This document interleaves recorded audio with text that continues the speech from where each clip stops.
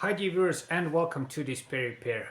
In this video I want to talk about a topic that is I think often disregarded but is very important if you are a person that likes to do repairs around cars and is a DIYer.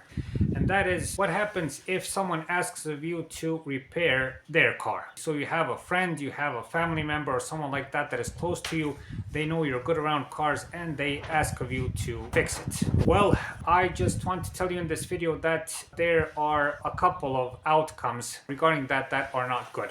All in all, I want to warn you what can that lead to if you're not careful about what you're doing. So I hope this video helps. Stay tuned.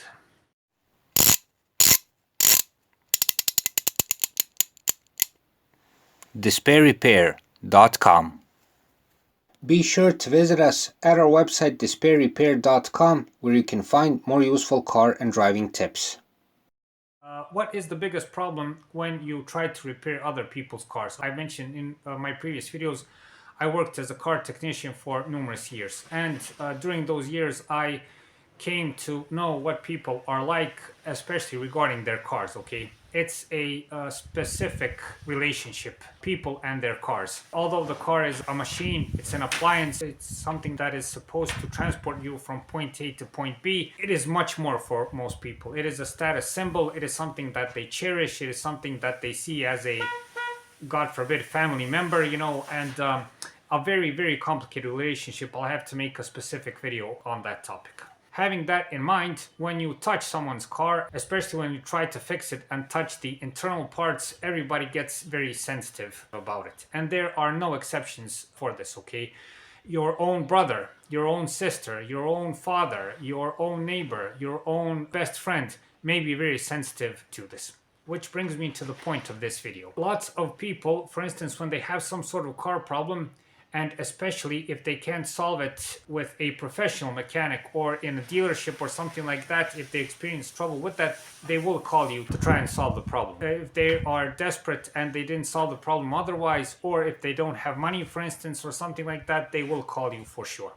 Well, I'll tell you two main things that you will face in that situation. First of all, you will probably have to do it for free. For instance, even if the job lasts for a couple of hours and you lose half of your day, I've had situations where I even had to sit in my car, get the spare parts. People just leave the keys and they say, call me when you're finished. Despite the fact that I'm doing it for free and for them, I had to go search for parts, buy the parts, bring them over, and so on, replace them. Sometimes I even had to pay for those parts. Be aware of this. My advice on this part is be very strict about this. Tell that person, if you're going to do it for free, no problem, but you're going to have to go buy the parts. If you're doing a bigger thing like on the transmission or something like that, tell that person you're gonna have to help me, okay? You're gonna have to help me lift the part, hold this, hold that, and so on. Don't be reluctant. The other thing, and that is more important, that I want to tell you, be very careful of this, and that is if you damage something on someone's car.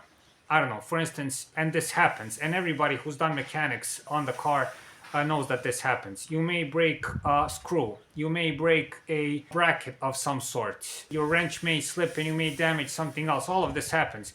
You may break a headlight, God forbid. You may scratch the paint. All of these things happen. However careful and professional you are, be prepared if that person is sensitive around the car.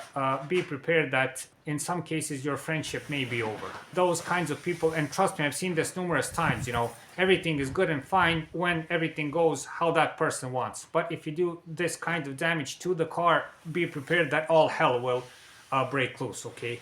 In a best case scenario, that person will keep their mouth shut. They won't say anything because of your friendship or relationship or something like that, but they will remember it for sure. And the last thing is that if something goes wrong with the repair, if the repair is good and everything goes fine, that person will say, okay, thanks, man. Here's a handshake. Very good.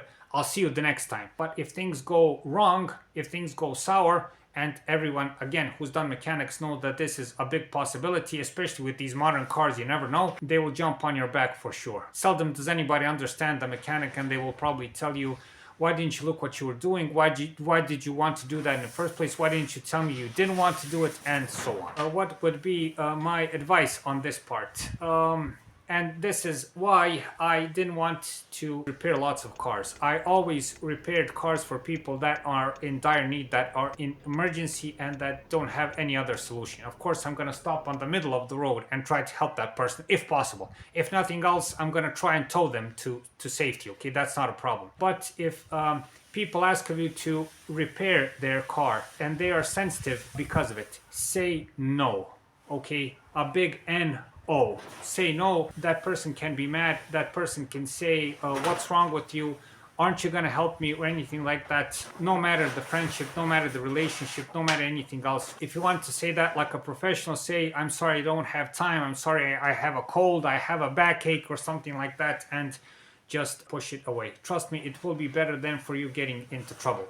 I'm not saying that you're not going to do the repair well, that everything is not going to go fine. But you know how Murphy's Law goes. If you have that person breathing on your neck and watching for every scratch on the car, then something will go probably wrong. That's all that I wanted to tell you. I had a couple of bad experiences regarding this. Again, I just want to share with car enthusiasts who are especially victims to these kinds of things, you know.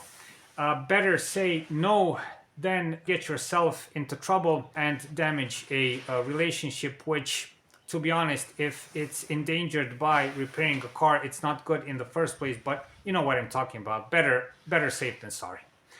Thank you very much for watching. Thank you for your time. I hope this advice helps you. Watch our other videos that will show you how to do some simple maintenance around the car. They are driving related, car related, and most of them should help you have an easier life with your car. Thank you very much for watching. Thank you for your time, and hopefully I'll see you in the next video.